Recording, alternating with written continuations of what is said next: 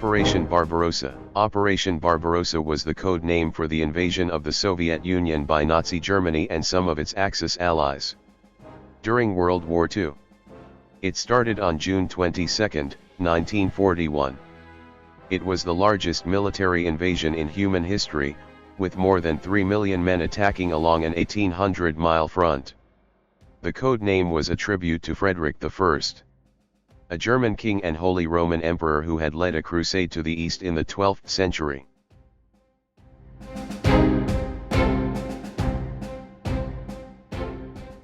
The work I'm doing right now is primarily focused on the hardware side. I'm dealing on both sides with the tanks. And I certainly feel more comfortable talking about those issues than the broader campaign issues. So I'm not sure what you guys want to hear today, but that's more my perspective. Well, I've never heard you stifled for words, Steve.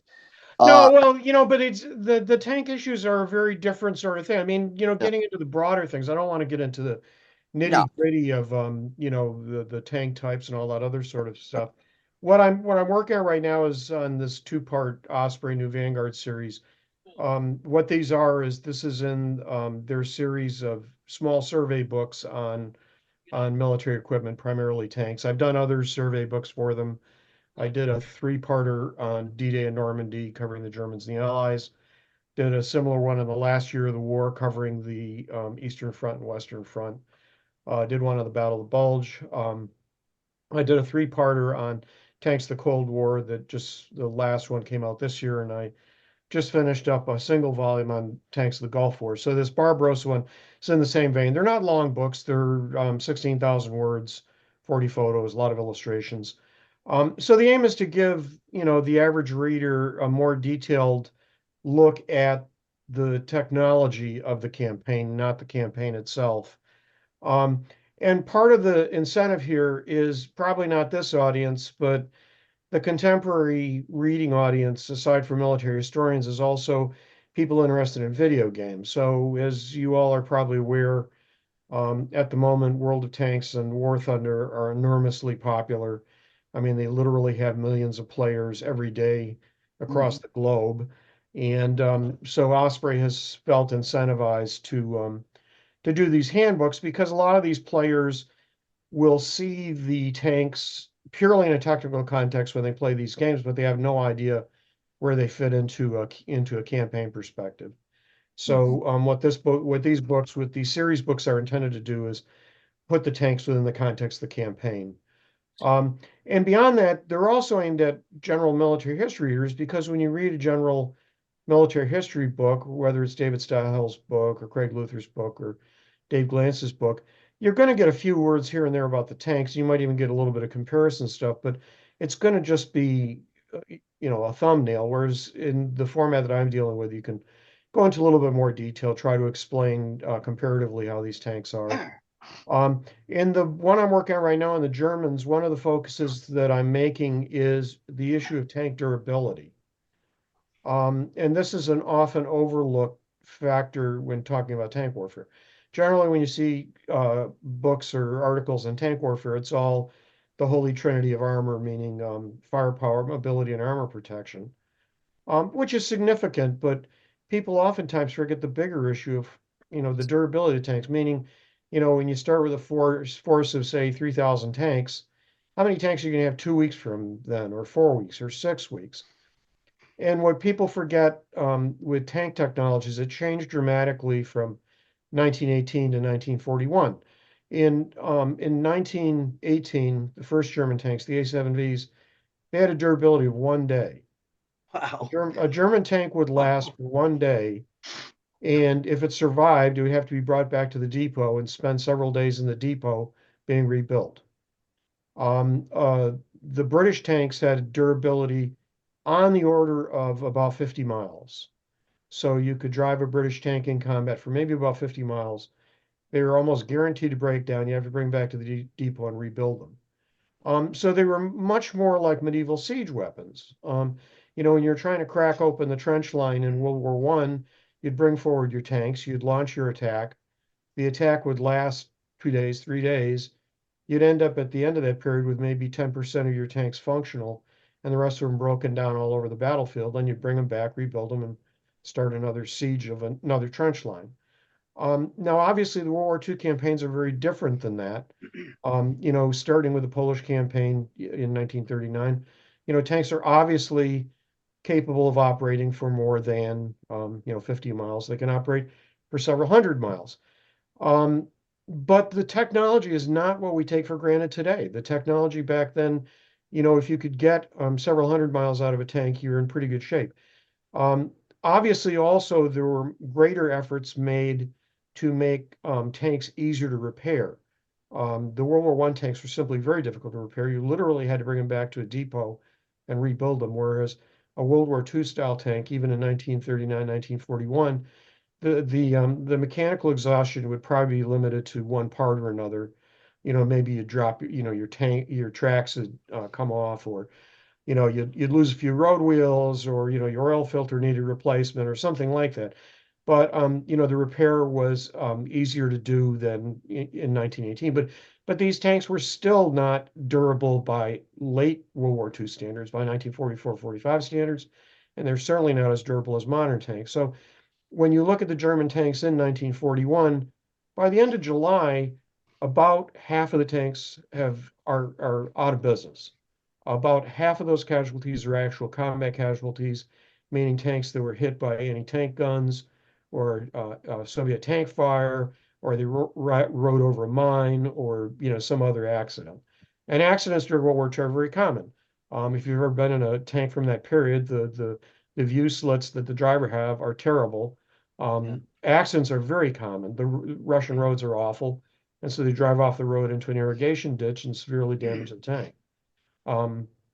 So in any event, durability is a much bigger issue in 1941 than has generally been factored in. So what I'm doing at the moment is getting a lot of facts and figures from German documents about, the starting strength of the German armored force, what it's like at the end of July, what it's like at September, what it's like at the start of Operation Typhoon.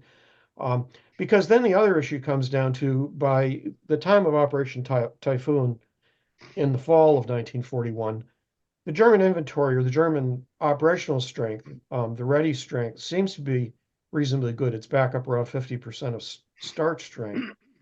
But the problem is that by that time, even though the tanks are running, their reservoir, their mechanical reliability has been depleted by the whole previous summer campaign. So even though they're operational at the beginning of October, within a few weeks they break down extremely rapidly. Then the second issue is how many spares do you build when you build a brand new tank? When Germany is building X number of Panzer IV tanks, how many associated engines are they building alongside those tanks? And the answer is, in 1941, it's generally 1 in 3, meaning for every 3 tanks you build one spare engine. But the problem is that in a campaign like the Barbarossa, you're losing so many engines during the course of the campaign that level of spare parts is not adequate, especially in the Russian context, where you got one of two things happening. In the summer months, the roads are awful and they're covered with dust. And so the engines, because the filters aren't very good, suck in enormous amounts of dust. The engines wear down and they wear out. Now, they're not completely gone. They can be sent back to Germany for rebuilding. But you need this constant flow of new engines coming in to replace them. Then the second problem is, whenever you get rain, and it's not only in Rasputitsa during the mud season, it's also during the summer, because you have a dusty road at the start of the day, and then a summer rain comes in and turns it into a muddy quagmire. Well, your tank is driving through mud, and that exhausts the mechanical system, the transmission and the engine, much quicker than if you're driving on a hard surface. And for anybody who's traveled in Russia, if you've traveled in the cities have asphalted roads, and the main highways, like, what's sometimes called the Great Land Bridge from Minsk over to Moscow, that has pretty good roads. But you get out into the countryside and it's, they're awful, and they still are awful. I mean, they're not what they were in 1941, but they're not very good. So that they're no different. Yeah, they're essentially. They're farm tracks, and it differs in what part of the country you're in. If you're in Russia, Russia tends to be flat farmland, but the soil isn't very good, and there tends to be large areas of sandy areas and dusty areas. You get down into Ukraine, and you have, the black soil conditions where the soil is deeper and richer, and so you get great mud. The Yeah. mud conditions in Ukraine are more severe than up in European Russia or in Central Russia. When you're in the area of the Suwalki Gap, if you want to call it that, or the Great Land Bridge going from roughly Minsk to Moscow. But then you start getting up further north of that. You start getting up towards Leningrad, St. Petersburg. Then you're starting to get into marshland. Even if we Terrible just talk about terrain. marshlands, Yeah. that's another issue. So this whole issue of the obstacles in the face of the German tank force isn't simply the Red Army. It's also the environment that they're working in. Now, another issue here too is Battle of France goes fairly well for the German army because guess what? Every time you run out of fuel, you pull over to a French gasoline station and tank up. You can't do that in Russia. There are no gas stations. So the Germans can't live off the land, the way that they could in France. In France, there were very few cases where German advances were stopped due to lack of fuel, because you could basically take supplies out of the existing environment. You can't do that in Russia. It's just not there. Even not even considering the distances from the German homeland to Russia, it's exorbitantly costly for the German army to be operating that far east. Um, so those are some of the factors that I'm looking at to try to give a slightly different look at the issues confronting the German tank force. And then, of course, I'm going to deal with the usual issues. How do German tanks compare to Soviet tanks during that period? The influence of the new generation Russian Soviet tanks, the T-34 and the KV, and those type of issues. Hey, And then the Steve, Soviet. can I ask you a quick question? Sure. I'm dying to ask you a couple of questions. First of all, you can maybe confirm this, but it sticks in my craw that one of the logistical miscalculations the Germans made, and again, getting back to the issue of these dusty roads, that the filters in tanks wore out at a rate 100 times greater than what the Germans thought was going to happen. And my second question is, I'm reading a book or looking at a book right now. What do I do with it? Oh, that just came out, Guderian's 1941 campaign. And he states in there that a 37 millimeter gun could knock out a T-34 at 400 yards. And that sort of caught my eye. What do you think of both those things? Well, starting with the first one, the Germans are working on their own experience. The Germans haven't operated in Russia, obviously, before 1941. And, as you well know, they somewhat underestimated the environment they were fighting in. So they're basing their design work on the base of their experiences. So their first experience, of course, is the Austrian Anschluss, where they're basically driving their tanks down roads. And then the Polish campaign, and Polish roads are much better than Russian roads. Um, but the big campaign, of course, is France. And, when you think of tank combat, you're always thinking of tanks advancing across a farm field. But that's not really true, especially with the early German operations. The vast majority of times that tanks are operating, they're operating on roads. No tank unit in 1930 or 39 or 1940 or 1941 wants to operate cross country if they can avoid it. It's simply a lot more costly in all respects. There's more potential for accidents, running into irrigation ditches. Soft soil means that you exhaust your fuel faster.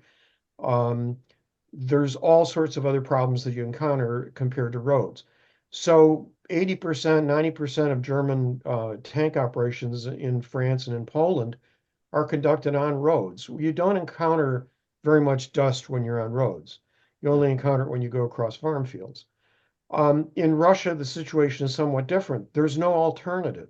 Unless you're on the Minsk-Moscow highway or unless you're actually operating in the immediate vicinity of a city, everything is unpaved road or unpaved tracks, whatever you want to Yeah. call it. They're roads, but they're not roads in the American sense or in the Western European Yeah. sense. So Piston, as the inevitably Germans called could them. kick up dust. And yeah, their filters were not designed to operate in that environment.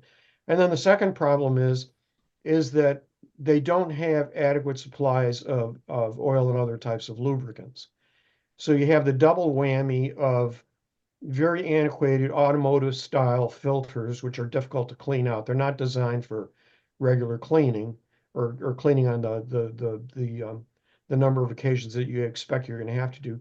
Then on top of that, once the dust gets past the filters, it gets into the engine, you don't have new lubricant. So you see constant comments by the Panzer divisions about the fact that they're out of oil. And what happens with that? You continue to run the tank, and guess what? Your engines jam up. Yeah. So the German army understandably has problems because they haven't encountered the type of circumstances that they encounter in Russia.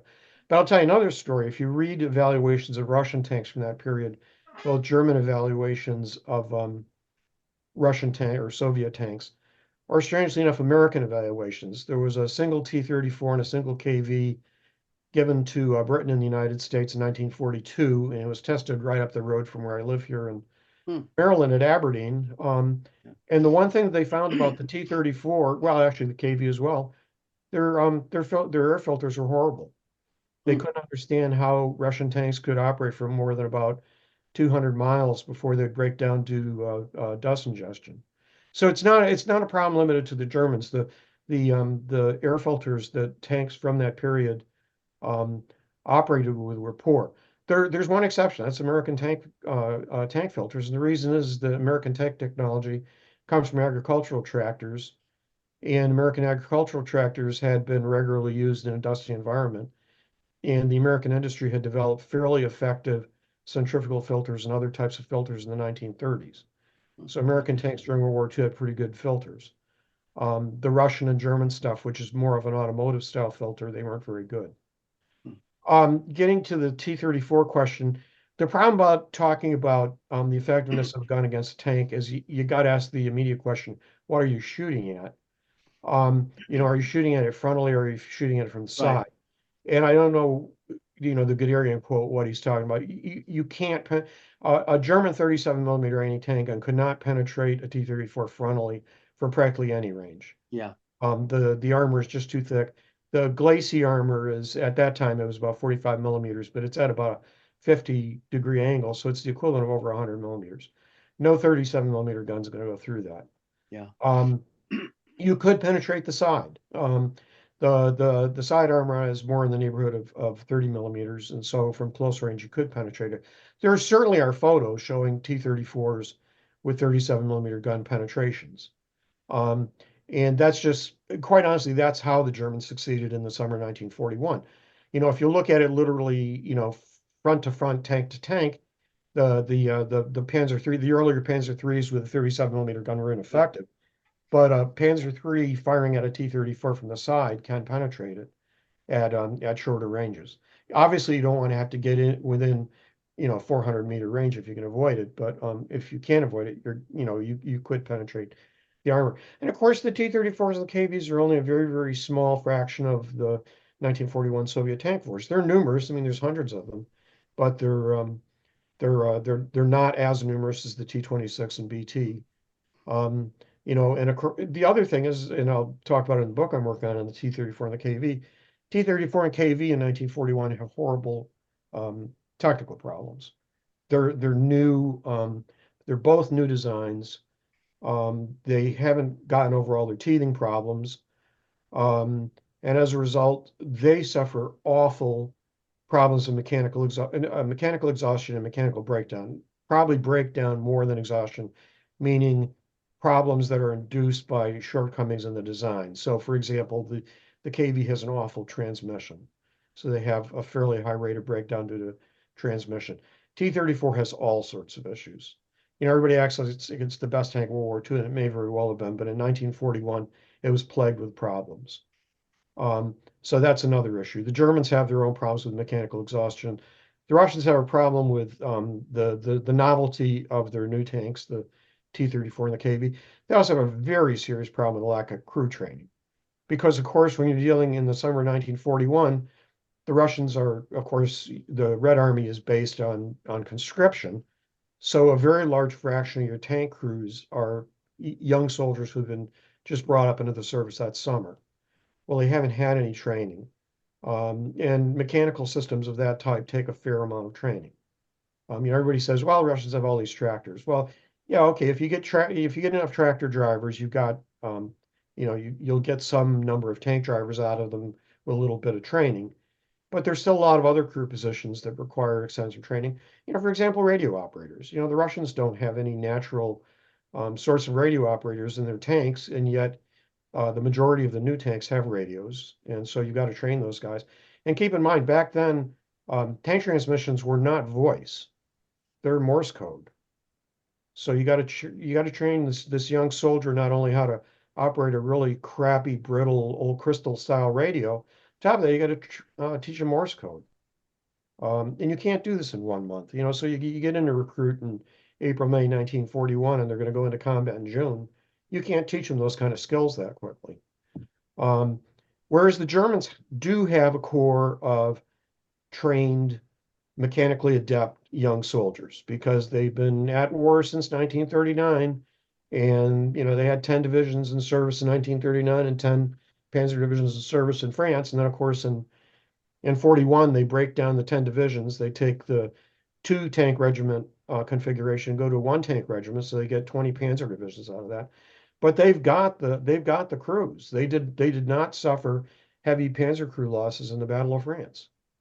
So they're in a much more advantageous situation than the Red Army as far as crew experience is concerned. And that's one of those soft factors. Not a purely technological factor, but the human factor. And that, I would say, that's decisive in tank combat in 1941. The German crews are just much more experienced than the Soviet or the Red Army crews. All right. Well, brilliant, Steve. Kay, you had a question. Kay, unmute, please. Okay. I had a couple questions. And first of all, I appreciate, Jimmy, putting this program on a third time. I missed the other two.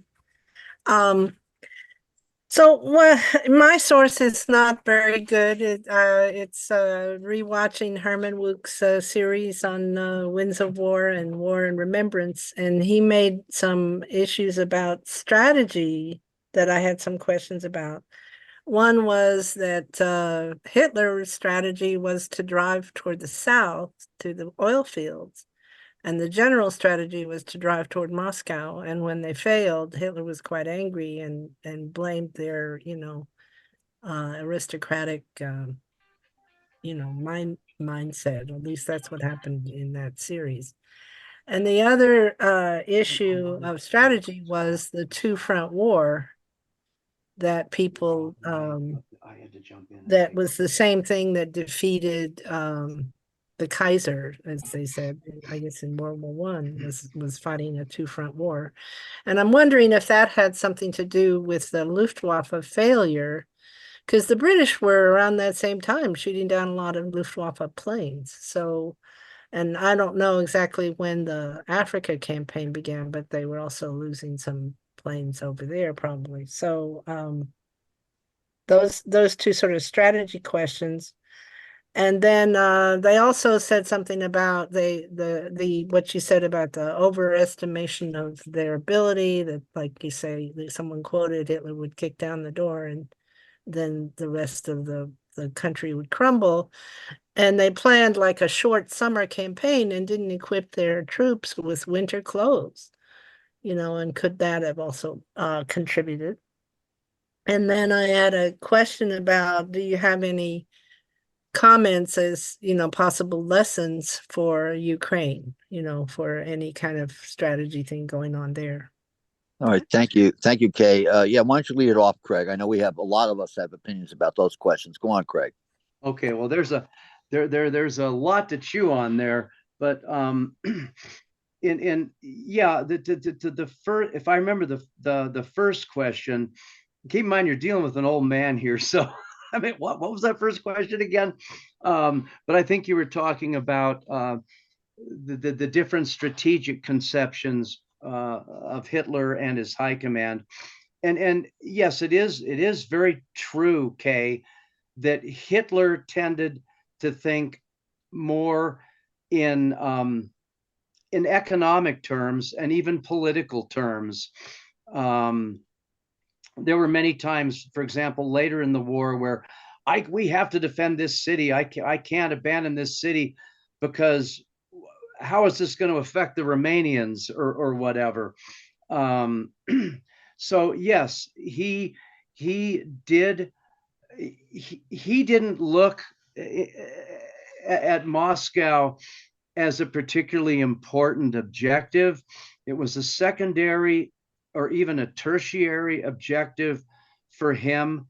He thought if he knocked out what he considered to be the sources of what Clausewitz might have called the economic centers of gravity of Soviet power, if he took over their resources, their oil, their minerals, their factories around Leningrad and so on and so forth, that eventually Russia would simply not be able to continue the war. And in their planning for Barbarossa, if you go back and look at the original directive and so forth from, I think it was Directive 21 on the 18th of December, 1940, and what the planning was, they left this issue unresolved.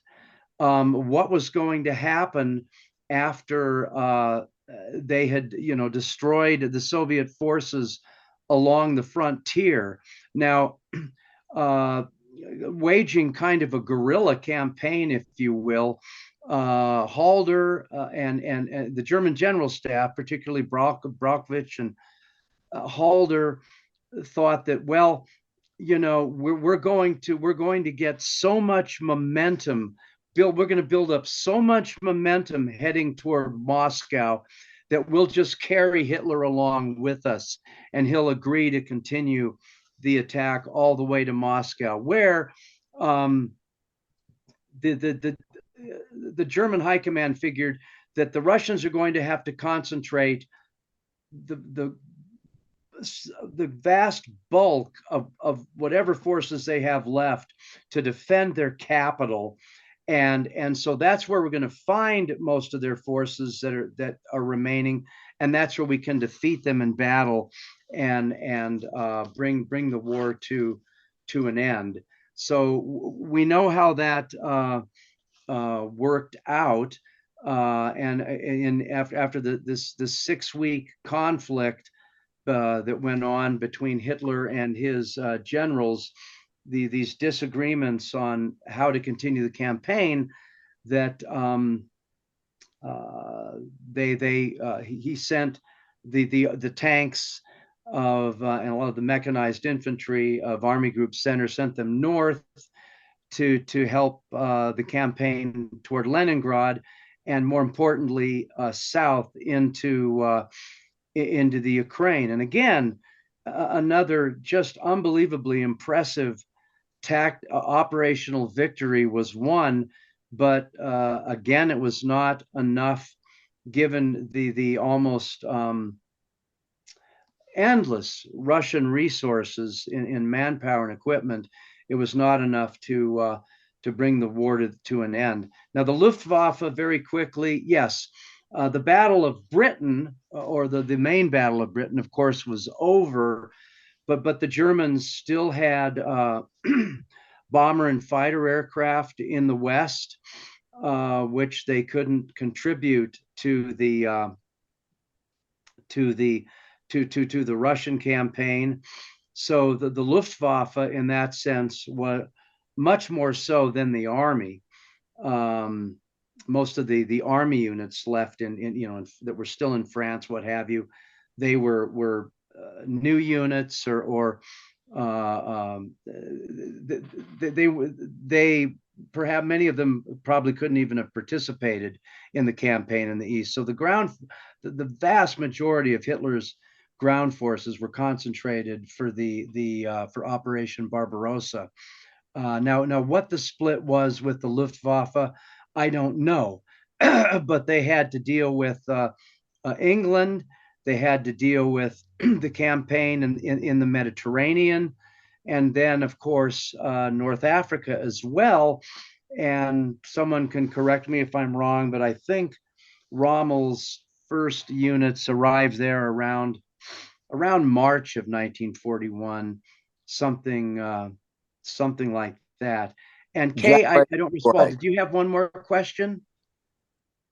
Am I missing one? I thought you had like 3 questions. So the third one was just any lessons for what's going on in Ukraine. Oh, yeah.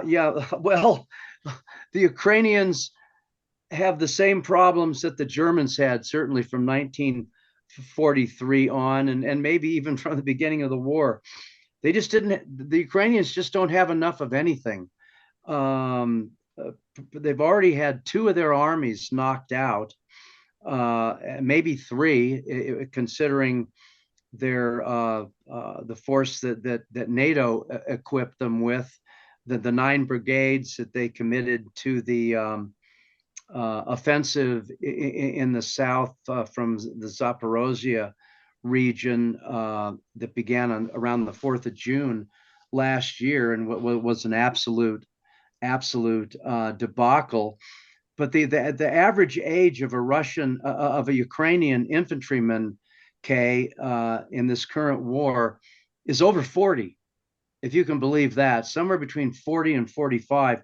They even toyed for a while with the idea of committing women to combat, and I've actually seen some videos of women in combat, though I think human beings with reasonably rational minds have decided that that's not a particularly good idea, so they're backing off from that. But they also, the Russians also have a huge asymmetrical advantage in the air with their air power.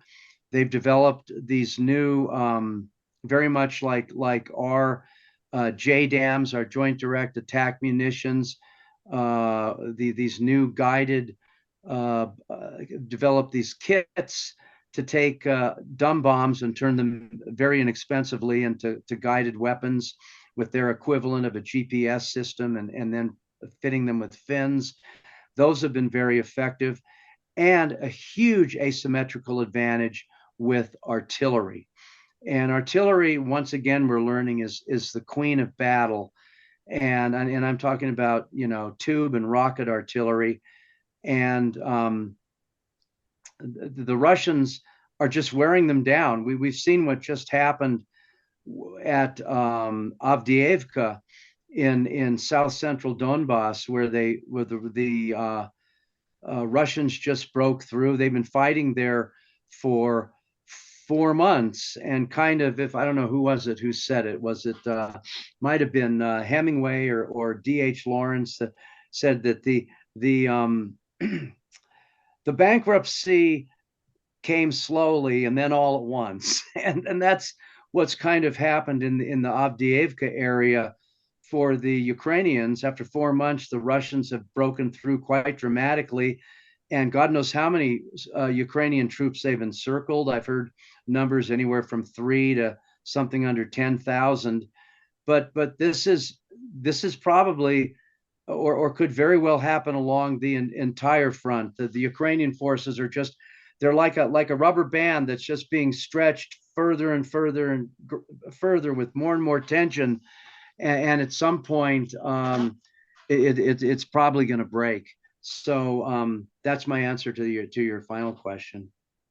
Well, also the preparation for the winter is another issue that was raised. Jim, if you want, let me give you a quick answer to that winter thing. If you really want to look into this issue, you have to understand the problems that the Germans had in using the railways and in using their truck network system. They had a very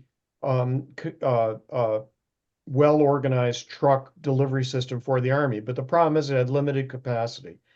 Now, there's two ways you can look at it. If you want to see a video about this, there's a YouTube channel called World War II TV run by Paul Woodage. And about a year ago, he had on a British historian, H.G.W.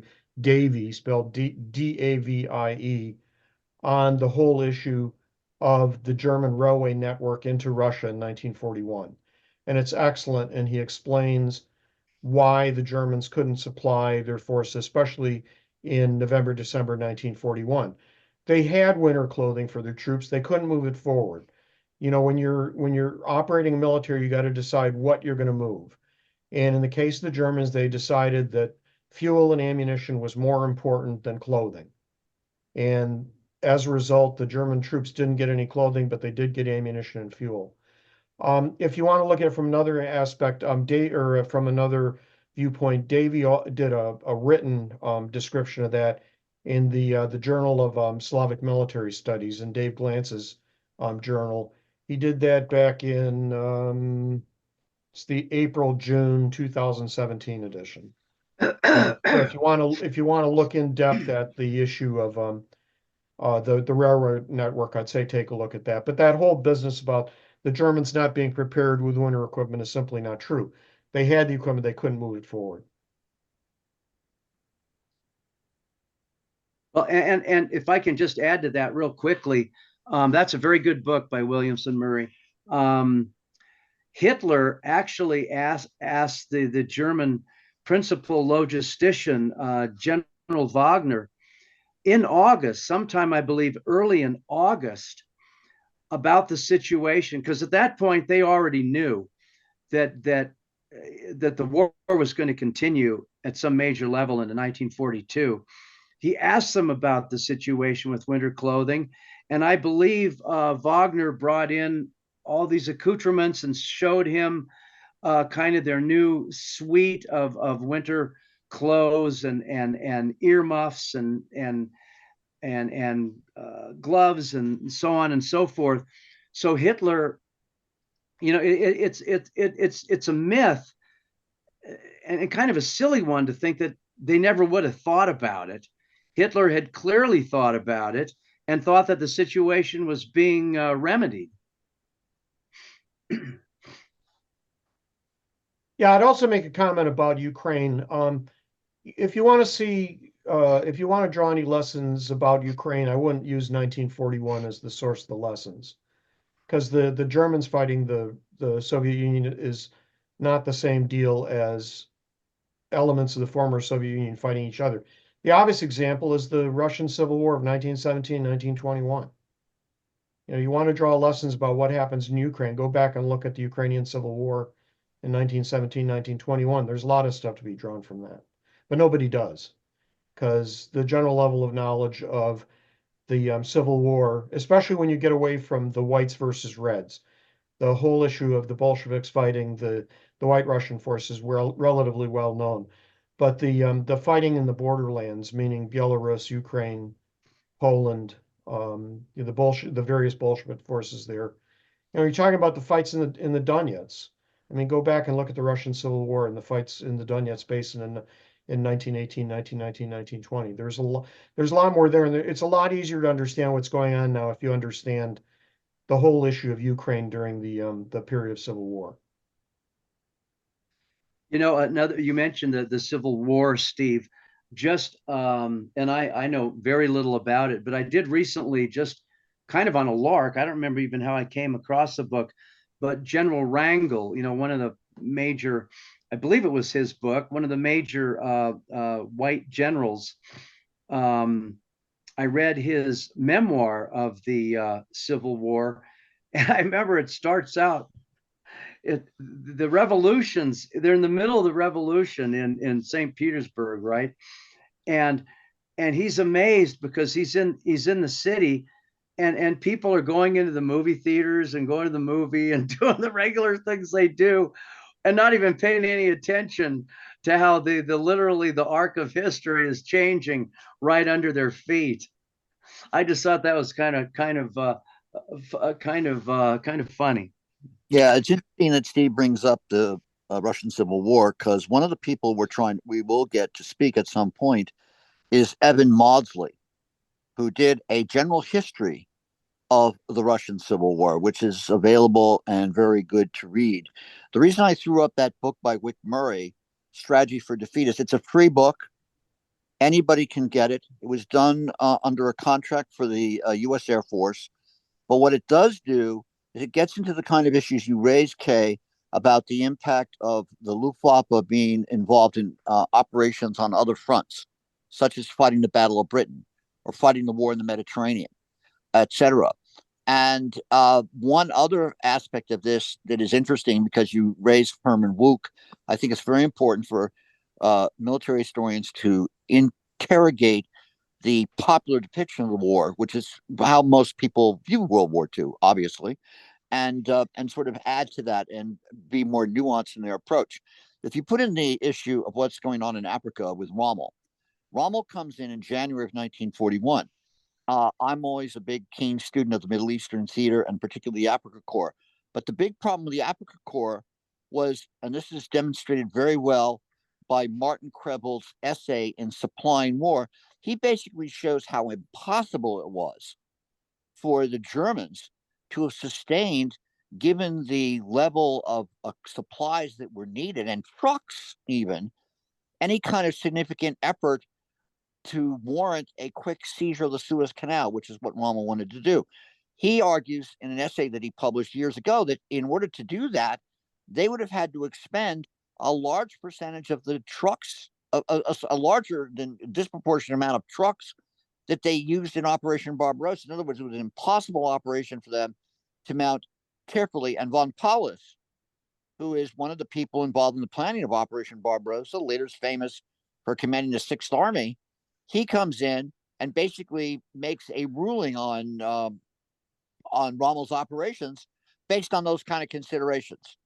But thank you again for the great questions. Anybody else have some comments or questions? Yeah, Jim, you did it. You did it. You goofed. You said fun Paulus. Oh, okay, sorry there. Thank you, Okay. Craig. Thank you. so I have to be the pedant here. Okay, you're right. That's Victor, what I get from bringing Mahonis onto the call. Yeah. Victor Right. has a question. I also have a question. I want to put myself in line. Go ahead. Okay, sure. Go on, Victor. Victor, you have to unmute. Victor, you have to unmute. All right, while we're waiting for Victor to unmute, go on, Roberto. So just for Mr. Zaloga, he mentions, first of all, the Civil War. Can he give us a source, like a book or something? And the second one is, he mentioned a Journal of Slavic Studies. Did I get the name right? The journal is called Journal of Slavic Military Studies. See if I can get this a little closer. Well, no, it's going to be backwards. And so what's the issue that you're mentioning? Volume 3? The issue on the railroad system during the campaign is April, June 2017. The journal is put out by Routledge, so like most academic journals, Right. It's extremely expensive. I suspect that Columbia over at the School of International Affairs, I'm sure they have a subscription. I could try to New York Public may have it. interlibrary loan, maybe. Yeah, our interlibrary loan. If you're interested in Barbarossa, I wouldn't say there's a lot on Barbarossa in the journal. I was on the editorial board for many years. Dave Glantz started this back, it's got to be at least 20 years ago. So there's at least 20 years worth of issues. It deals a lot with contemporary Russian and Soviet bloc issues. It has a fair amount of World War II stuff in it as well, as you'd expect with anything dealing with Dave Glantz. So it's certainly worth looking at. But that particular issue had a very good, concise piece on this whole issue of transport on the Eastern Front in 1941. Although the article actually goes through 1945 and looks at broader issues. But if you want to see a more focused piece, the video on YouTube on World War II TV was very good, and it also it has a lot of very nice not film clips, but images, maps, and stuff. It's very hard to understand a railroad network if you don't see what the network looks like, and the YouTube version is very useful because it does have very good maps. And regarding books on, the Civil War in the 1918-20 between. There's bookshelves full of it. The reason I mentioned it is I did an Osprey campaign a few years back on the Russo-Polish War, but it's entitled The Battle of the Borderlands because the Russo-Polish War, even though it's called that, even though the two main protagonists were Poland and the Bolsheviks, Right. in reality, it was the Poles, the Bolsheviks, and the Ukrainians.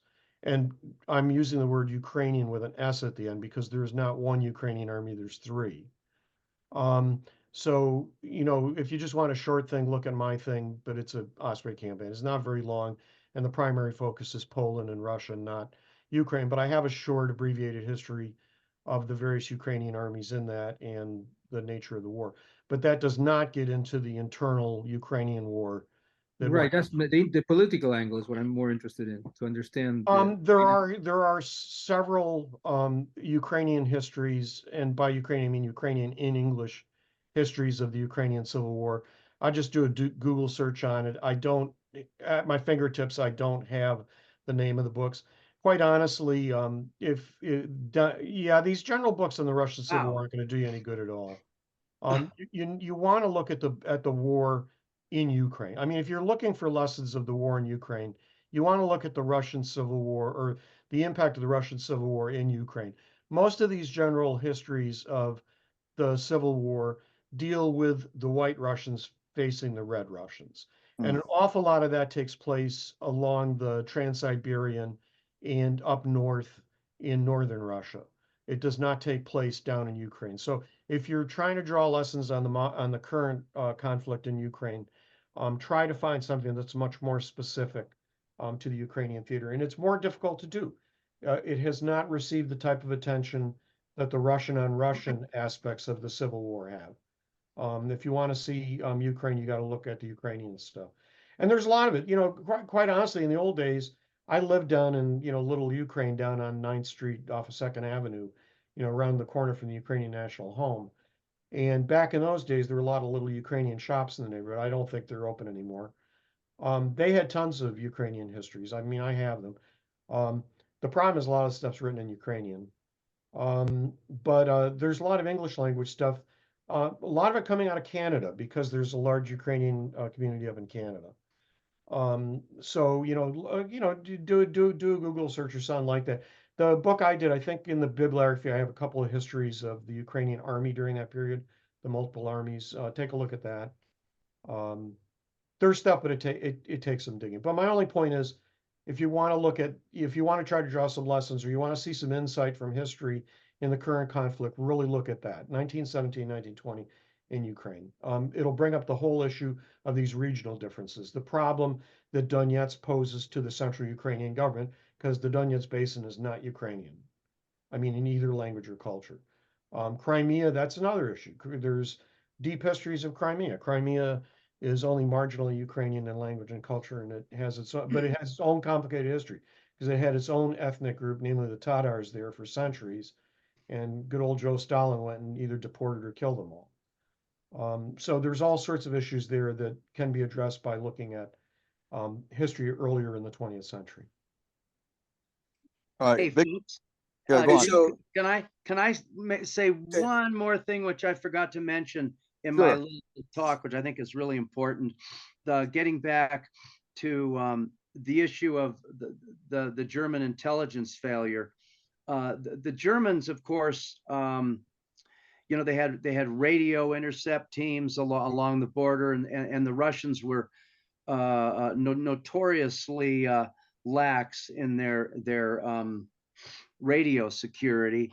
And of course, they had these specially equipped, I think, Heinkel HE-111s and Ju-88s, which could fly in those days what were tremendous heights, over 30,000 feet, taking photographs and so forth.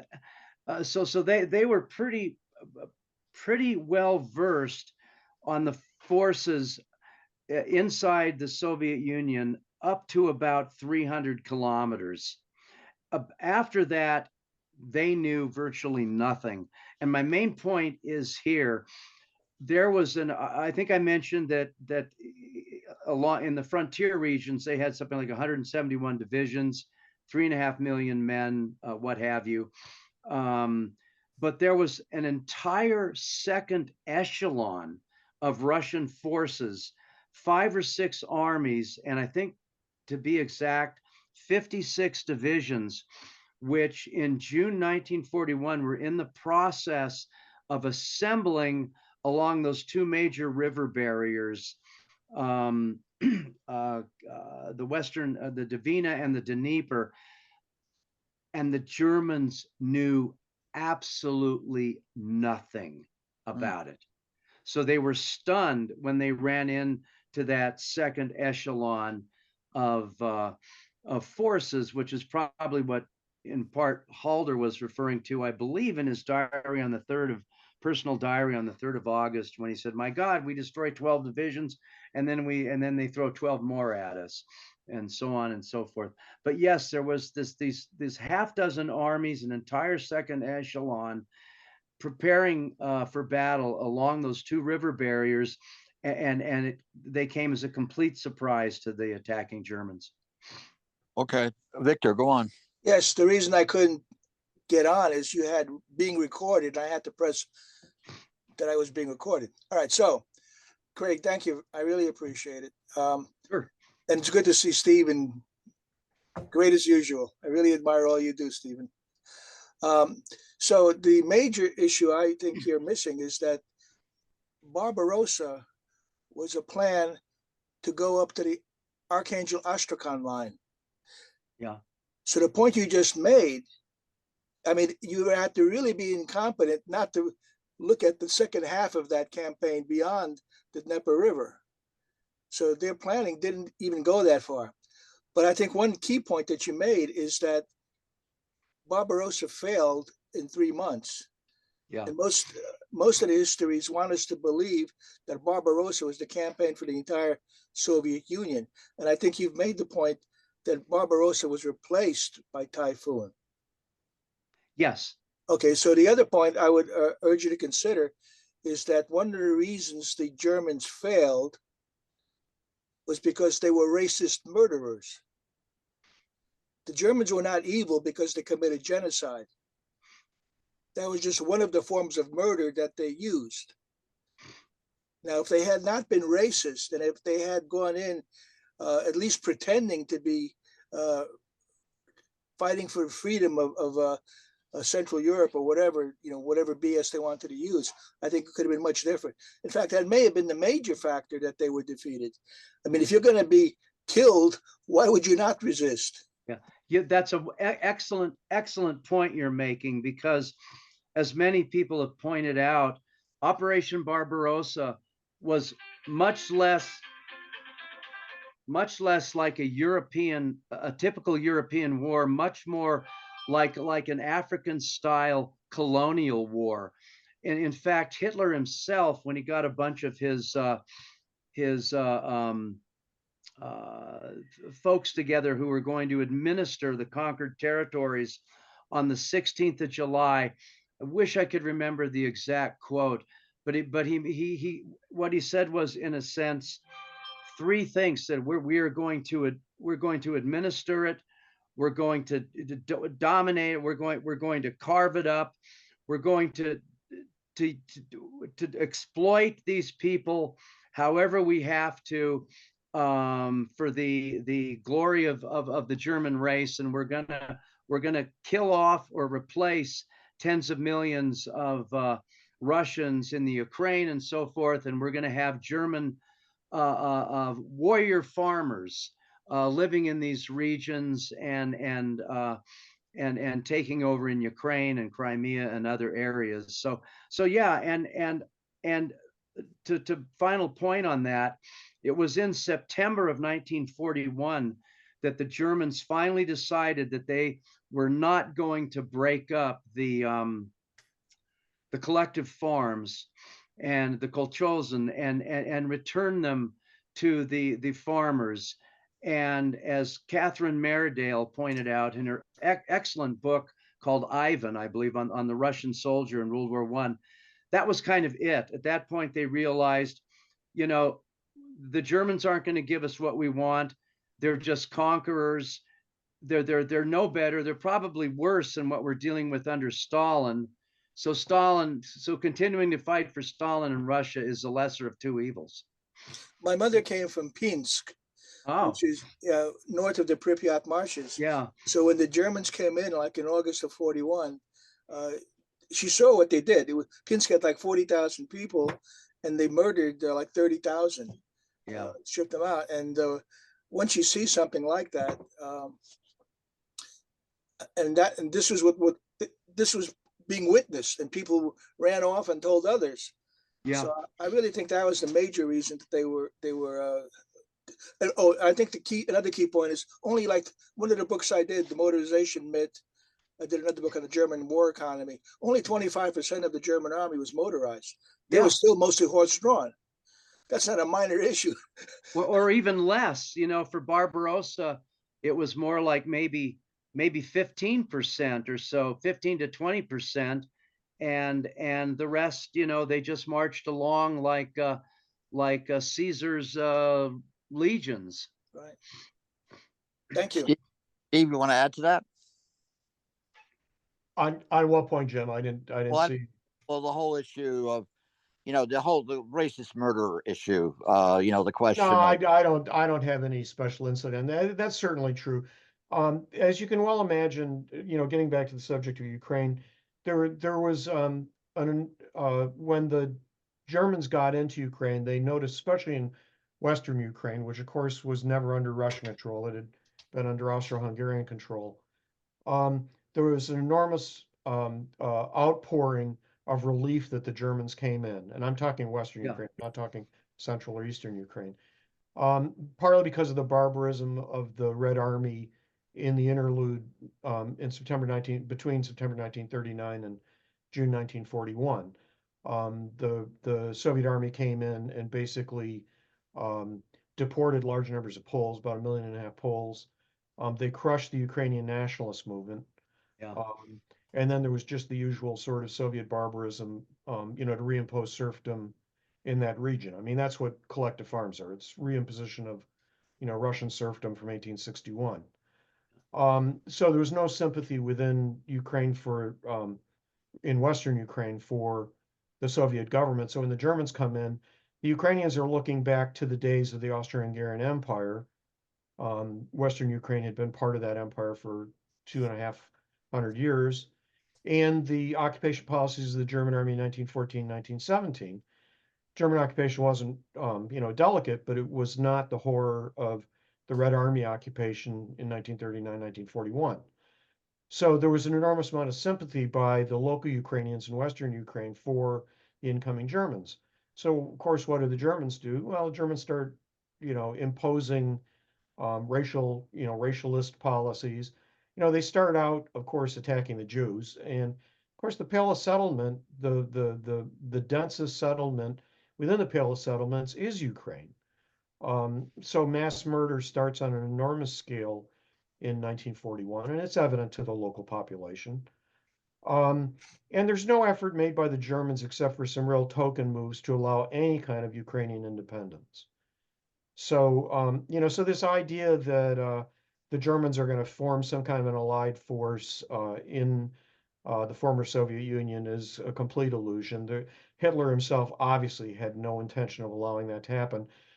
It was viewed that way sometimes by some German generals. They took a more pragmatic approach, and they weren't so racialized, or they didn't buy into the ideological vision of the Nazi Party so much. And they said, well, what should we be doing to accomplish a military occupation? Well, when you occupy foreign land, you want to co-opt the local people. You don't want to brutalize them to the point where they're in rebellion the whole time. And unfortunately for the German military, Nazi policy means brutalizing the local, if not killing them, brutalizing them. So from a military occupation standpoint, it's the worst of all worlds. I mean, the Germans go in and immediately start imposing policies that are going to alienate even the populations, once again, such as Western Ukraine, who might naturally be inclined to tolerate the occupation. So it goes bad right from the get-go. And it only goes downhill from there. It's funny. I've been trying to get this biographer in Berlin who, before the war broke out in 2022, did a very good scholarly look at Stefan Bandera. And we know that in Lviv, there is an uprising that occurs as the Germans are coming, which is essentially a pogrom of Jews, as the Army Group South is developing its operations towards Lviv. But yes, these are all important issues, as we all know, to talk about, and we'll integrate them as we go on. Alex, come on, Alex. Yeah. Yeah. So I wanted to mention and actually recommend to everybody, if you haven't read it, the recent book that came out here, Grant Harward on the Romanian Oh yeah. in the Eastern Front, which then I wanted to bring up two issues from it. One is, we often get the story that, because of what happened with Finland in the Finnish Russo-Finnish War, that the Germans had a false sense of security, because the Russian army had appeared to perform so badly against the Finns that they too easily thought that they're going to win this time. But people never talk about, again, the kind of, well, not quite simultaneous, but about in 40 as well, their invasion of Romania, where they basically just roll over the Romanian army, and actually do they have some airborne operations that are successful. They pretty much successful mechanized operations, and the wholesale surrender of entire Romanian units, and of course the loss of Bessarabians, and the border provinces, essentially, in addition to Romania losing a chunk of territory to Hungary.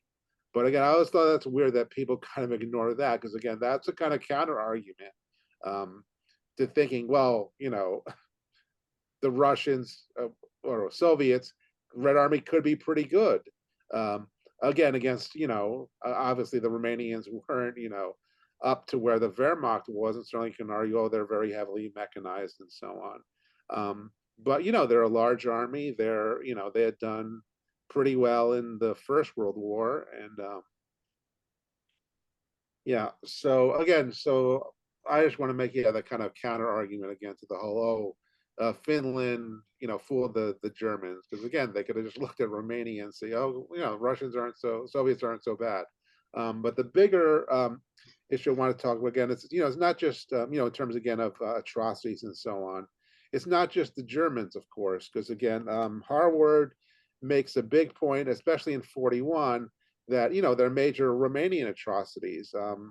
There's a huge Iasi pogrom that gets so bad that basically it affects the discipline of the Romanian army, and they're essentially their MPs. I think it's it's MCG force has to kind of cull their rear areas, because again, the Romanian soldiers are getting so out of control in killing the Jewish population of Iasi that it becomes it's a problem for the keeping the supplies going forward.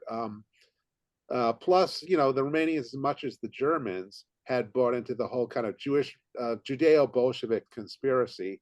Particularly, they believe that again, their collapse in 1940 when the Soviets invaded them was because of basically of a Jewish fifth column that was telling the Soviets, well, this bridge here is not properly protected, and kind of directing them. So obviously that led them to take it out on the Jews in Ukraine, and as they're going in, and there's certain they have their own kind of policies where they're talking about before the invasion, they're going to be very, very severe in their occupation.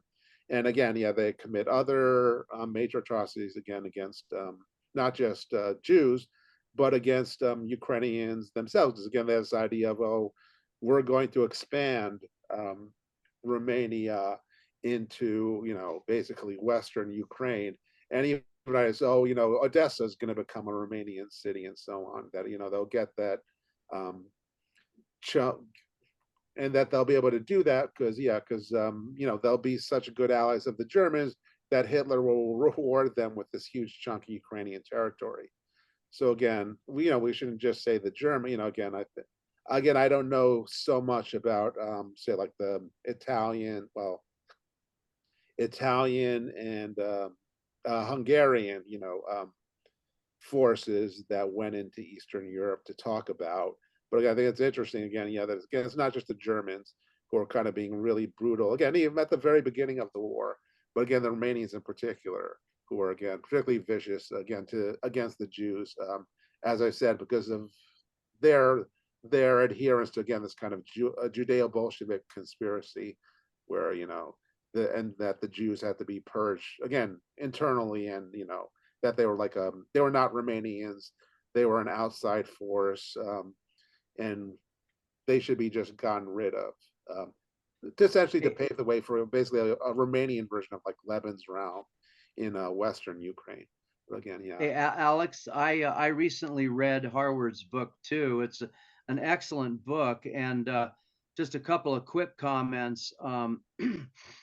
First of all, in looking at the success or failures of the performance of the Red Army in from 39 to 41, there was also the Khalkhin Gol in Manchuria, where Zhukov won a large victory.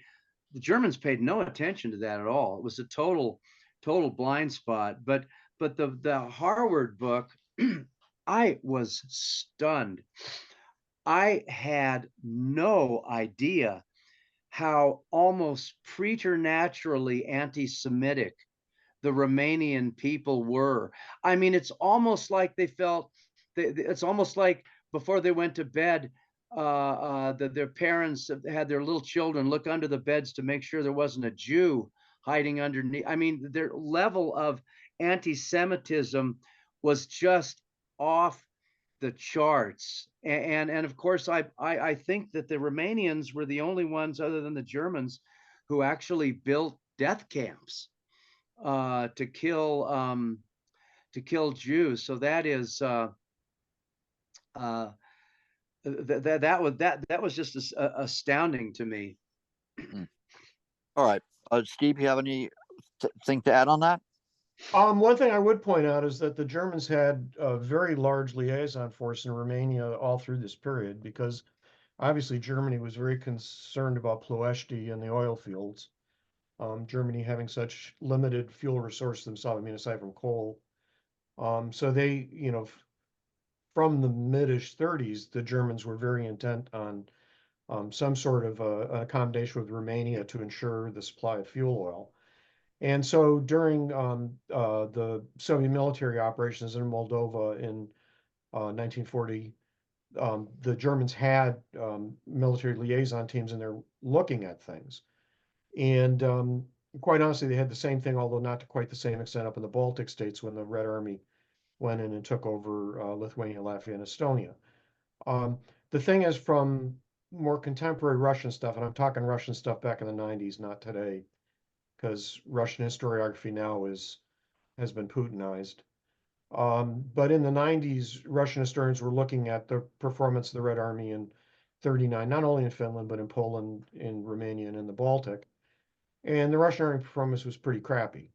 Yeah, the Red Army came in and stomped the Romanians, but that's no big accomplishment. I mean, the Romanian army at that point in time has 2 tank battalions, neither of which took part in the Moldovan campaign.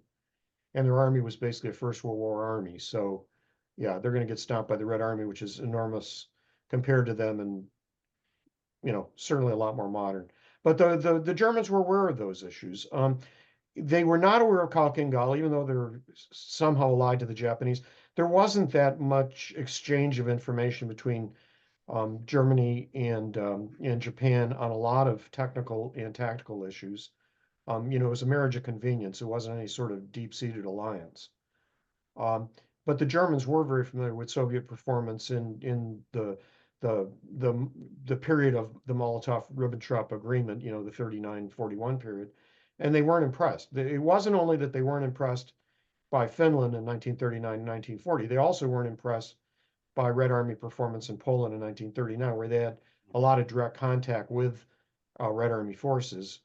And they had a lot of firsthand evidence out of Romania and the Baltic in the later Red Army invasions. So I don't think that had that much play. Finland, I think, was I think that Finland had a much greater impact. The complete ineptitude of the Red Army, especially in the 39 campaign. In 40, they redeemed themselves. I mean, Red Army does a lot better in the winter campaign in 1940, but even then it wasn't wonderful.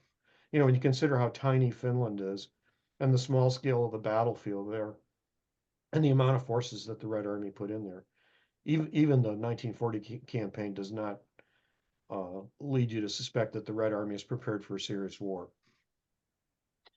Well, and we just all got a history lesson from Tucker Carlson last week, where he essentially had Putin blame Poland for World War II. I thought that was quite interesting. Yeah, that was good. Also a supermarket review. I liked a supermarket review. Yeah, right. The supermarket. I've Now, been in enough Russian I want supermarkets. to let you guys know that the Brendan Schechter, who was one of the Eli Rose historians down at NYU, he's going to be giving a forum, the Second World War II research group, worth checking out. They do some interesting stuff, but Brandon's going to talk about his book, his dissertation at Berkeley on the 23rd, The Stuff of Soldiers. Basically, Brandon lived in Leningrad, St. Petersburg. He would help do guided tours around Leningrad, or St. I guess by that point it was named St. Petersburg, and he would do guided tours of the Battle of Leningrad. He speaks fluent Russian, and Brandon, I haven't seen Brandon since the goddamn pandemic broke out. He was teaching a class on the Soviet Union at Columbia, and then the pandemic shut it down. But this is free, and everyone can participate. It's a book forum where Brandon will be talking about his, I guess, Cornell in that strategic series they do is publishing the book. So I just want to let you guys know that. Now, does anybody else have any comments? Because I guess we've been stalling enough, but I don't see Mark. Sorry, you removed the link at the bottom quickly. Put it back. I was trying to do a screenshot, and you took it away. Okay, sure. How's that? Can you get it? Further down, there's there you go. There. When you add the link to the chat. Right. Yeah, please do that. All right, I will. All right.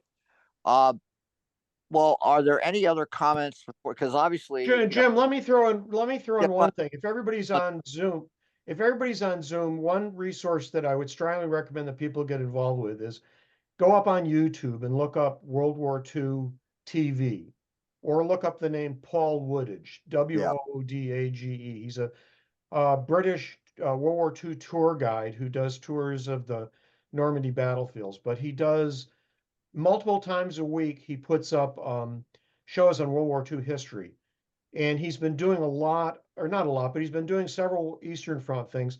So, for example, Harwood with the Romanian book, he had Harwood on talking for over an hour about the book.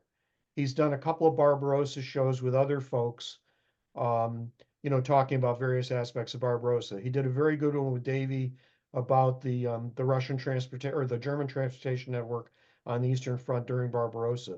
So there's a lot of really nice resources there that are real easy to get to, because you just have to go up on a YouTube. Yeah, and I should add, when I started, we were in communication with him when he started this. It sort of reminds me of when NIMAS got started back in the early 80s, because we went bananas too with military. We were doing 2 or 3 talks a week when we got started. We pissed off the history department at CUNY when we were doing that. Mark. Yeah, thank you. Craig, thank you again for your very informative ad hoc presentation. Thanks, Mark. Thank you that you something that you had mentioned about the Germans having had experience, or basing their faults, their mistakes, decisional mistakes on their experience of having the Anschluss and the Norway and France and Benelux and all that kind of thing.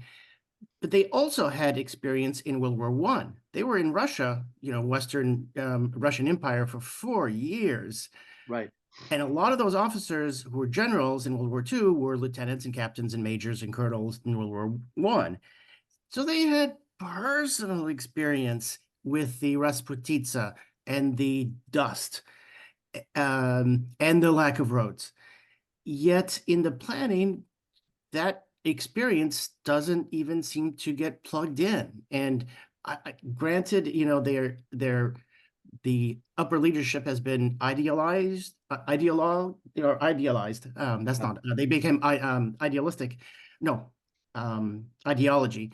And they became even more arrogant, than they were before in World War One.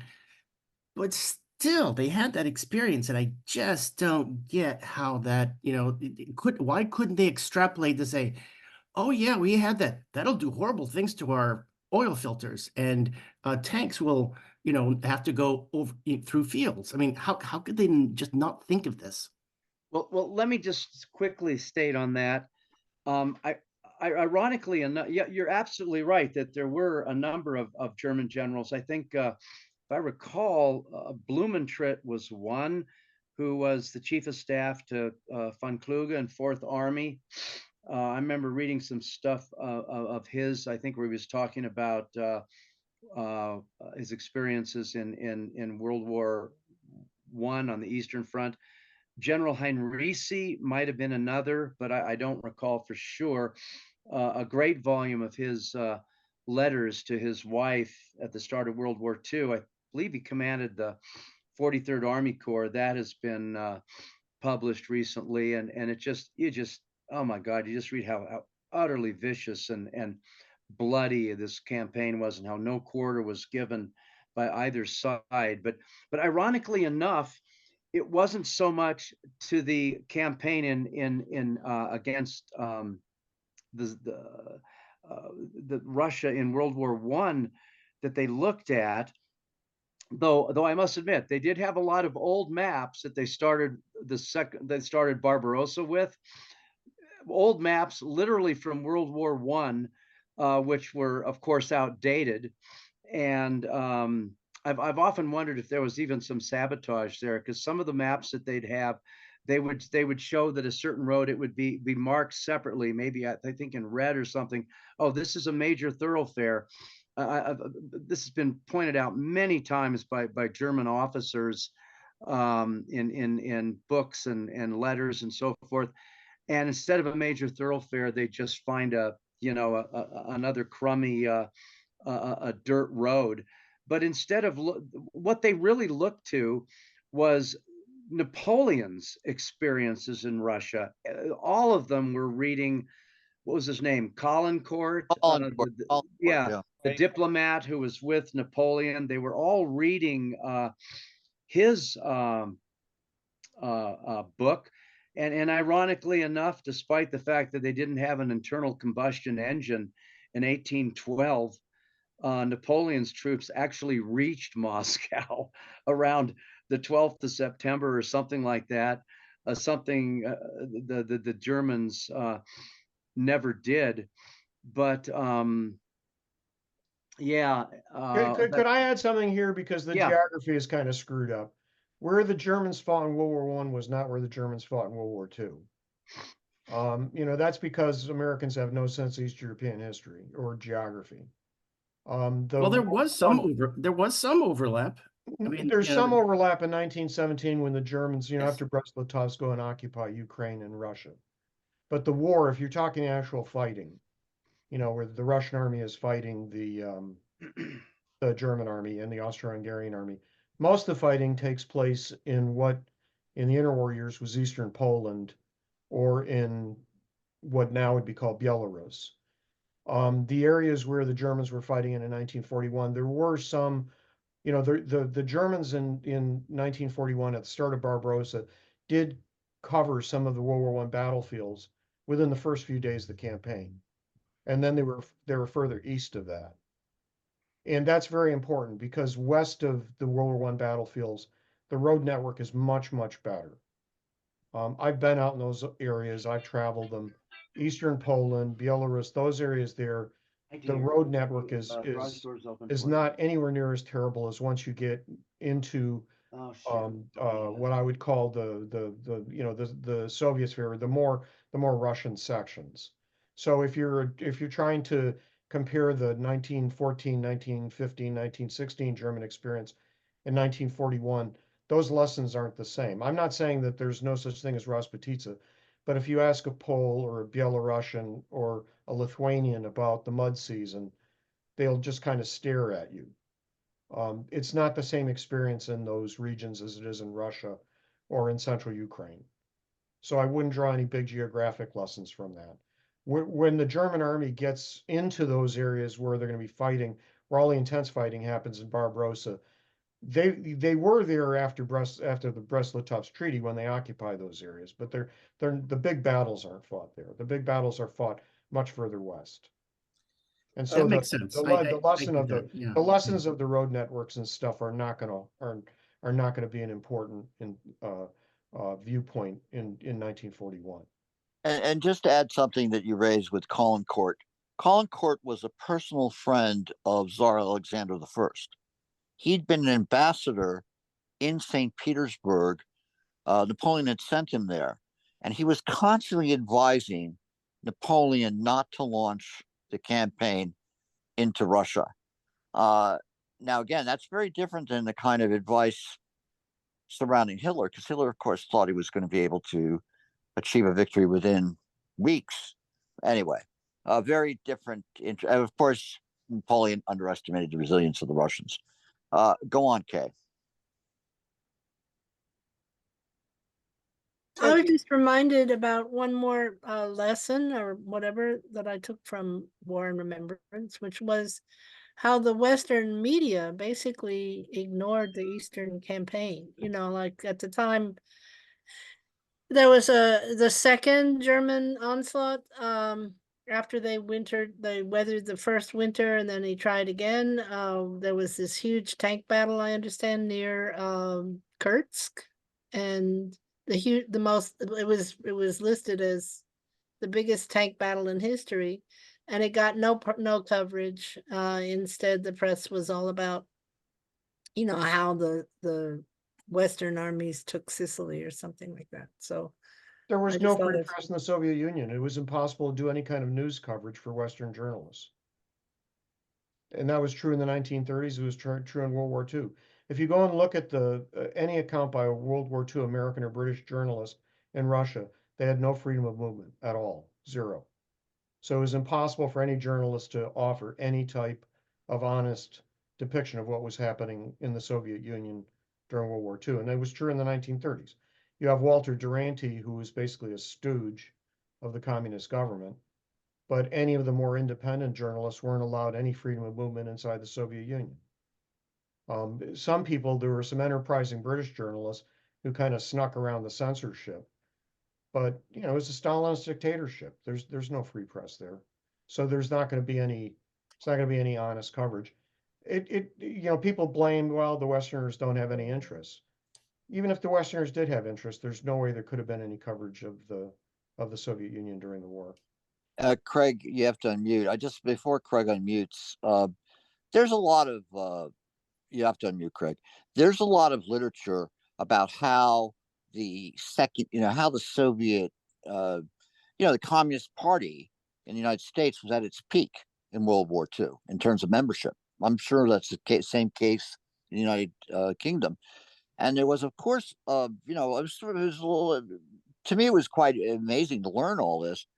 That there was a popular consciousness of what was going on in the Soviet Union. Of course, it was through the lens of sort of the Popular Front creators in Hollywood and in the media in the United States.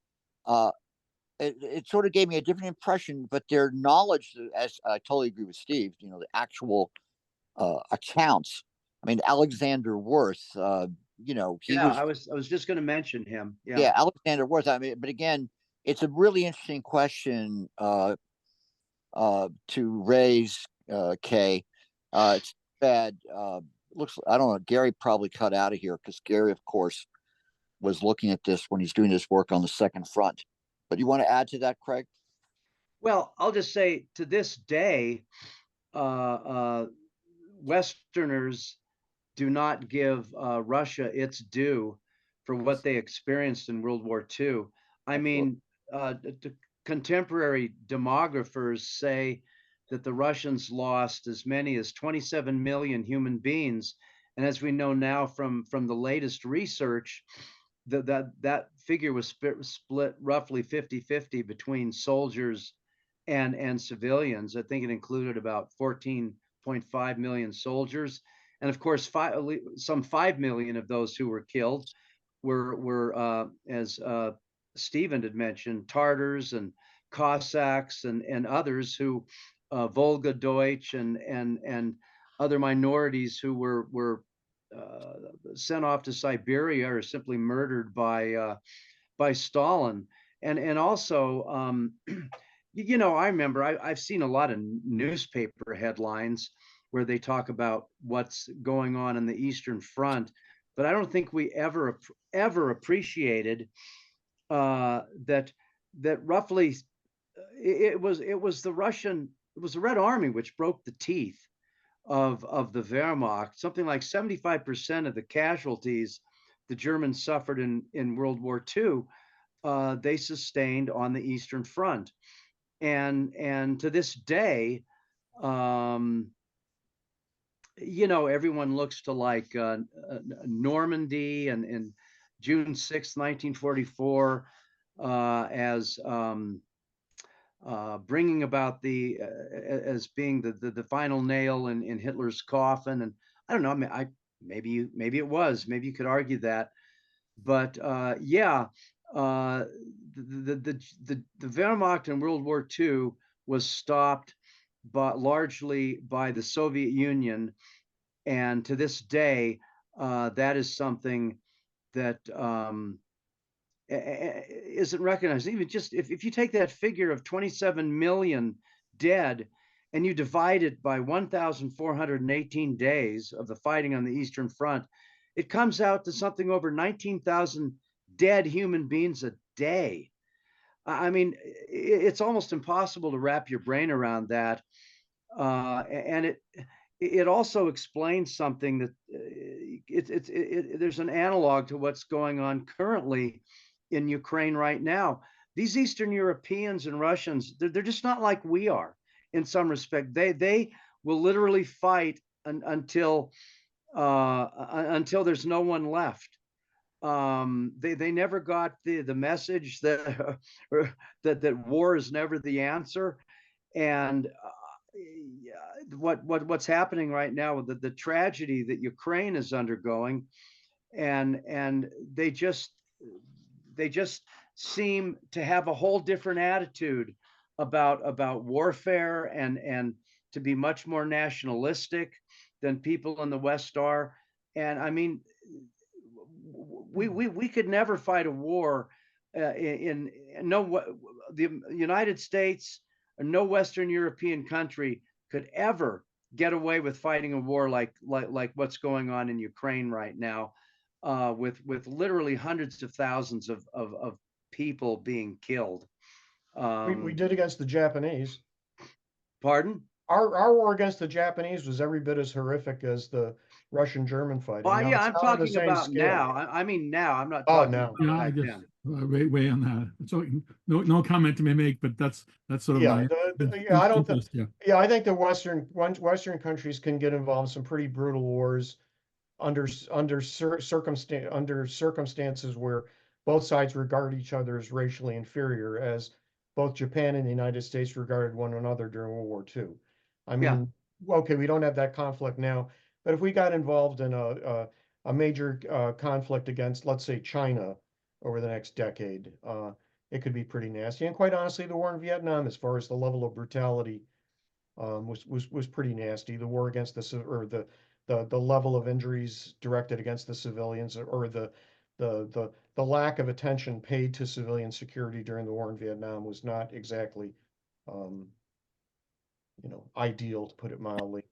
But I think as historians, the other thing we have to back off about when we're talking Eastern Front is is that if you go back and you look at the history of the Russo-German War, the reason that we're all here sitting around talking now and not 30 years ago is that until John Erickson came around, and then until Dave Glantz came around, you couldn't do an honest account of the Russo-German War. We had basically one-sided German accounts in the 1950s and 1960s. But there was nothing from Russia except for or from the Soviet Union, except for very propagandistic accounts of the war. And until the later periods, 1970, 1980, when John Erickson started going back and not looking at the propaganda stuff, not at the big Russian history books, but at the little unit histories, and started using that to create a new history of the war. That's the only time that we started to get any real appreciation. And then until the fall of the Soviet Union, where the Russians themselves could start to deal with it honestly.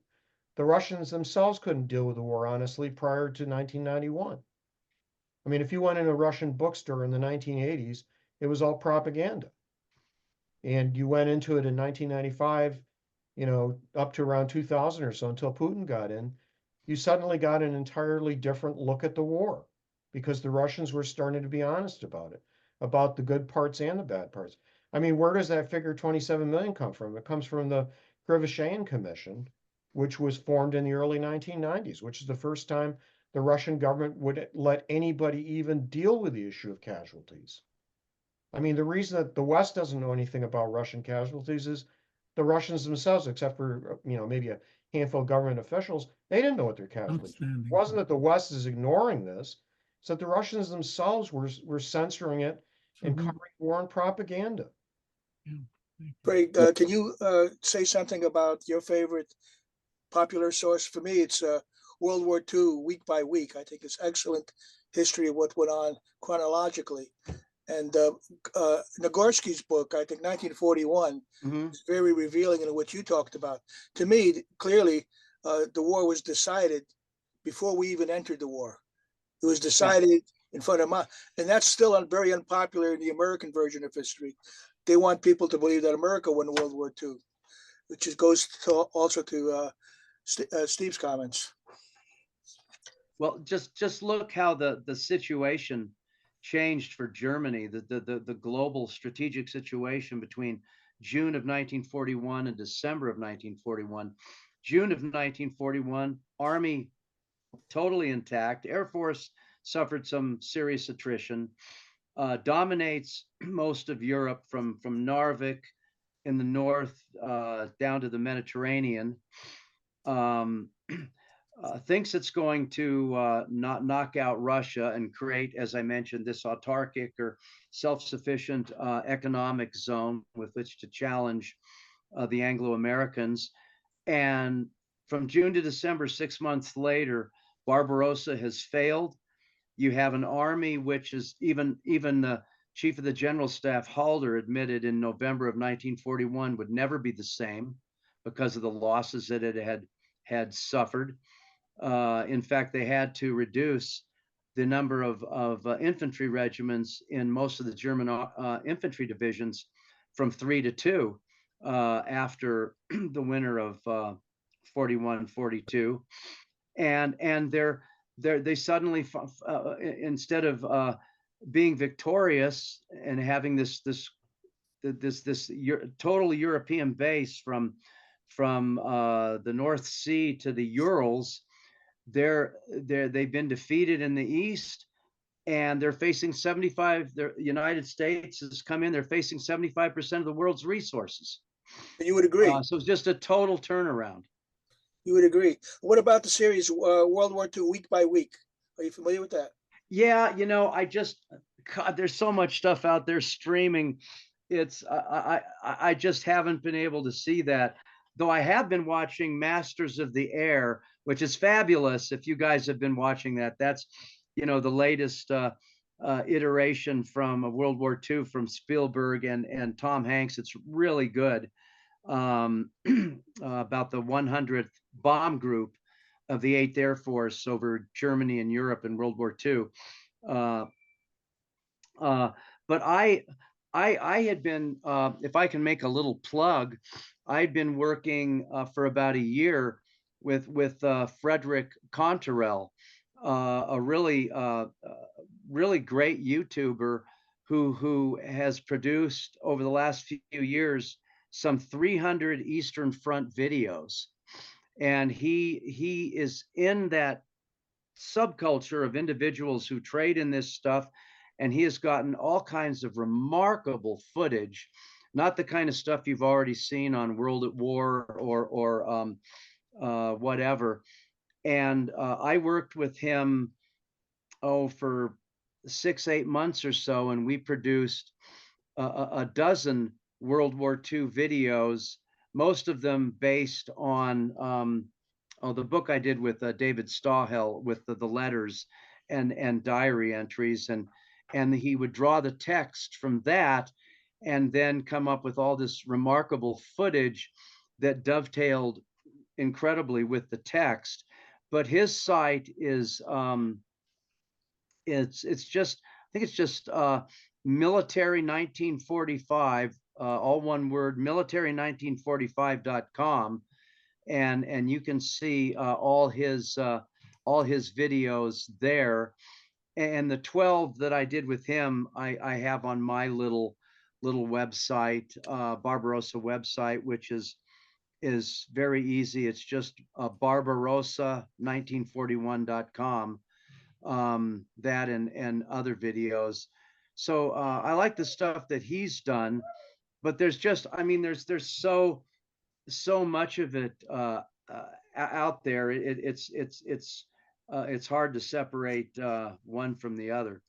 You know, Well, another good Russian source or another good Eastern Front site, which is much more limited. There's far fewer videos, but an awful lot of fun to look at. There's I forget where he's from. He's from somewhere in Europe, but he does a site called East Story, EEAS, then followed by the word story. And what he does are these excellent graphics of, say, a year on the Eastern Front. wow. And each single division is represented by a symbol, and he runs through it in time, providing commentary on the major offensives and what's happening and that sort of thing. And it's a fascinating graphic look at the war in the East. And he has one on 1941 and one on 42, as you'd expect. And then he has some on the Western Front. He has one on the Desert Campaign. He has them on other campaigns too. He has on the Napoleonic campaign. He has some stuff on Polish history. But as graphic, it's very high-end graphics and gives you a very clear sense of the progress of various campaigns. It's a nice refresher. It's a nice quick way to get a sense of how a campaign proceeded. But the problem with YouTube is there's some great stuff and there's a lot of crap. So, you know, when you do find a good site, it's worth keeping an eye on, but there's an awful lot of junk out there. You know, Interesting. whenever you go to some YouTube site and the guy says, and the Wehrmacht attacked Yeah. on, then just go to something else. Well, one thing that I did notice has now been made free for public access, and I'd like to at some point analytically go through, is the World at War series. It's now up on the Internet Archive. And again, as we know, the Soviet Union got so angry about it, they decided to do a counter show that they did that had Burt Lancaster as the Yeah, that's a person. DVD we can go look at. Yeah, But nevertheless, Internet Archive, the World at War, which I had the great privilege to interview Jeremy Isaacs a long time ago when he did the Cold War history series. And he, of course, was very. The World at War still looked on as a sort of interesting breakthrough use of social history and political history. Remember, there were still all these decision makers still alive when Jeremy Isaacs filmed it. So I think it'd be interesting down the road to go through it. Kay, did you have another question before we shut off today? Okay. Just one quick thing. I was responding to something Steve said about Stalin deporting people from the eastern from the west of Russia, the Eastern Front, to the eastern Russia Far East. And I spent a year in Vladivostok in the Peace Corps in 1997. But it was a big mistake on a lot of levels. But one of our towns where we had volunteers was a town called Birobidzhan, which was the center of a big Jewish community, which had all been deported from Ukraine to Birobidzhan. And so it was, Wow. interesting. It was a great experience in terms of, I was a former Marxist-Leninist because Russia Far East, was populated a lot by family members of Russians that had been deported to prison camps, and it was actually not in Siberia, it was in Russia Far East, most of these. So other than being really cold, what was it about it? If that's fascinating that you did that. You say in many ways it was a mistake. Could you briefly elaborate on that? Oh, well, when the Russia fell, there were a lot of promises. One of the things Hitler said in his interview with Tucker Carlson was that, the You mean West Putin, not Hitler. Putin. No, I'm sorry. Did I say Hitler? Yes. All right. I mean Putin. But it was true that the West made all these promises which they didn't fulfill. So we promised them money, millions and millions. And 4 million was supposed to be, through the Peace Corps. And they didn't realize that those 4 million were not going to go to Russians. They were going to go to the Peace Corps volunteers and staff and, the whole Peace Corps machinery there. It wasn't going to go to Russians. So we ended up, mostly what the Peace Corps does is teaching, so we had college grads who had like rings in their noses and rings in their ears and wore coveralls, and they were, and the the Russians are European women, no matter what the weather, they wear dresses and stockings and they're very sophisticated. And so it's like, what are you here for? This college kid, and it's like, well, I'm here to help you teach. It's like, no, I'm sorry, it really should go the other way. So they weren't so welcome. And they weren't so helpful, and it wasn't so necessary. There was one guy who had one project that was actually helpful, and he was working on solar, dehydration projects to help the farmers, with their food processing. So that was the only one that I really thought had any real, value for where they were at the time. But and I was staff. I was medical Peace Corps provider. But so my job was to, be, school nurse for the Peace Corps volunteers. So are you still a Marxist Leninist, Kay, or have you sort of rethought that thing? Well, I since then have become a Buddhist, but okay.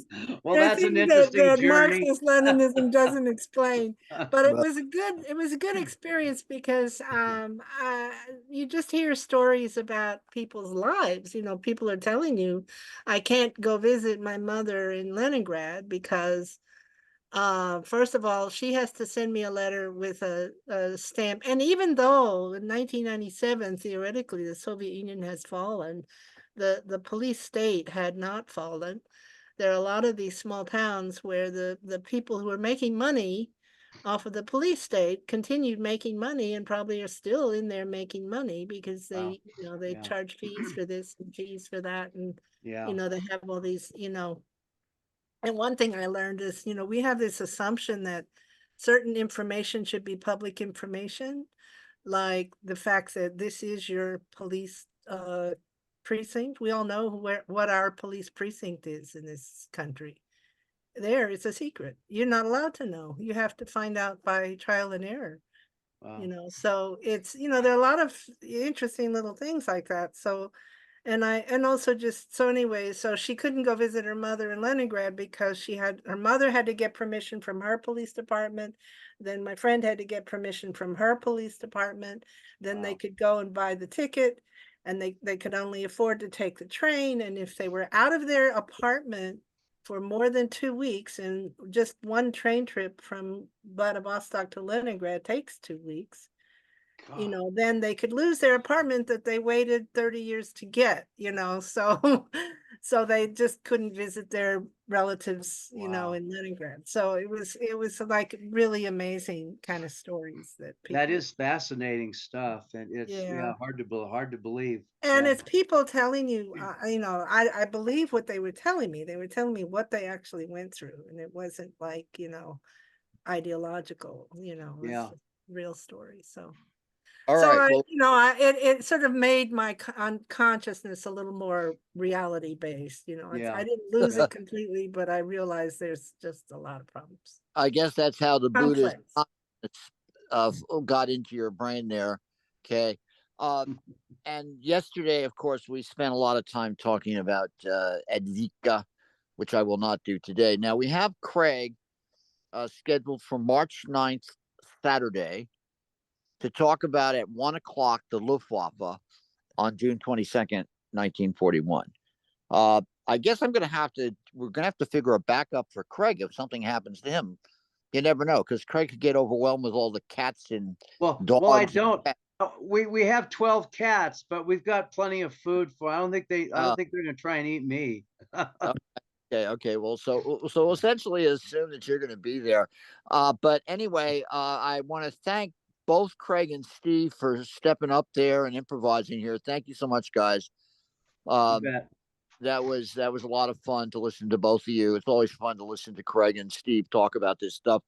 And of course, Steve is right. You know, it really wasn't until Erickson came out with those two books that we really began to see, at least in the English. I remember his book on the Soviet High Command. I remember buying that as a kid.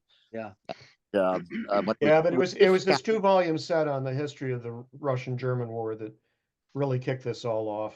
Yeah, exactly. And then, of course, and Jim, remember where those fall as far as World at War goes. You know, it's not a big surprise that World at War didn't have a large Soviet component when you consider the timeline there. Oh, absolutely.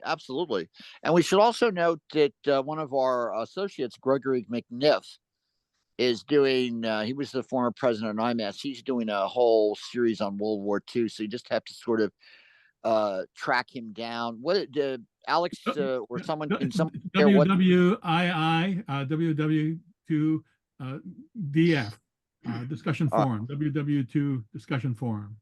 Right, and of course Steve is right about the World War II TV channel that's done.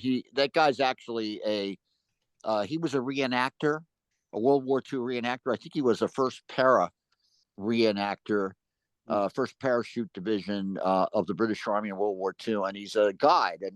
He spends most of his time as a guide over in Normandy because I've used him. I did a TV documentary for PBS on D-Day back during one of the anniversaries. I think it was the 2014 anniversary, and he was our guide over there, and he was excellent. He really knew his stuff, and so I've stayed in touch with him off and on over the years. And now he's mainly a guide, but now he's switching over and spending almost all of his time as a full-time YouTuber.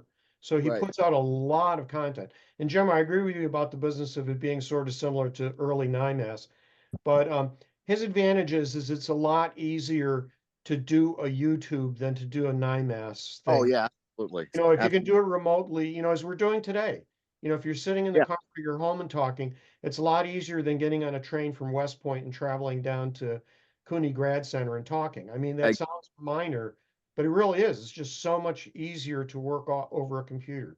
Right, and remember, Steve, the time. You know, look at Columbia right now. When we started in the '80s, in the late 80s, when you were there and I was there, we were. Excuse me, in the '70s, we were able to get space.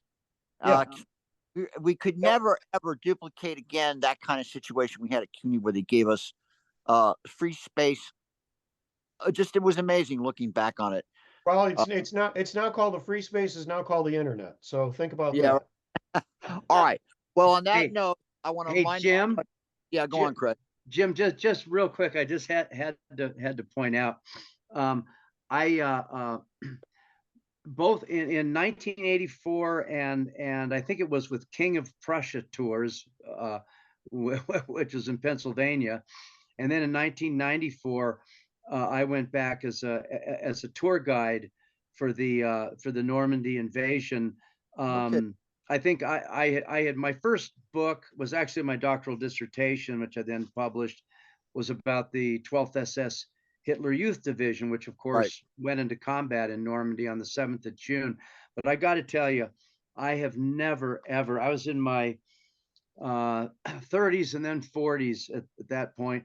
I have never had a tougher job in my life than being a tour guide, because those tours are very competitive, and they pack twice as much into a day as any mere mortal can try to pull off. And I remember after the 84 tour ended up in Paris, and I remember just after like 10 days of this just running around and one thing after another, I remember just walking off into a park in Paris, just totally drained of any of the life, totally drained down of me, thinking I was just going to fall and collapse, and that's going to be it. Oh, well, you should. I could have suggested some good cafes in Paris to go into that would have rejuvenated you. Yeah, well, that's true. Yes. On that note, so just Jim, I just want to ask a question. I haven't said it Oh, the no. entire time. What book was it about the 12th SS? What's the name of the book? Oh, it's called, and I didn't come up with a title. It was, as my dear late great friend Roger Bender did, Blood and Honor, the history of the 12th SS Hitler Youth Panzer Division, 1943 to 1945, something like that. And it was republished by Schiffer Books in a larger, actually nicer format in 2012. Yes, no, I think that's my area of expertise. Cool. To the Canadians. So, neat. I'll try. I believe I looked through it, but I'll try to get my hands on it again. And I did interview some Canadians and of course some Germans for the book, and made a great trip down to Normandy with a group of veterans of the 12th SS in 1983. And if you recall, that is the time when Klaus Barbie was being extradited from Brazil or wherever he was. So tensions were a little high in France. So we traveled down there disguised in our truck, in our bus, as a Kugelverein, a bowling club, so we wouldn't get ourselves in any trouble. Well, I'm supposed to be doing a reading of a play I wrote about it in Normandy in interesting, this year in a couple of months. So if you're over there, let me know. Okay. Jim, before you go, I got an unrelated question for you. Oh, come on, man. I gotta go back. No, this is unrelated. So after you all go away. Well, actually, Michael, I gave you a copy of that dissertation many years ago, but I'll have to dig it up again. All right. Well, on that note, I want to thank everybody for coming today. It was great to have you here. Kenny, thank you for being so patient in Southern California, recording all this bloviating today. And again, thank you, Craig and Steve, for coming in there and doing your thing. Thanks a lot, guys. Okay, take care.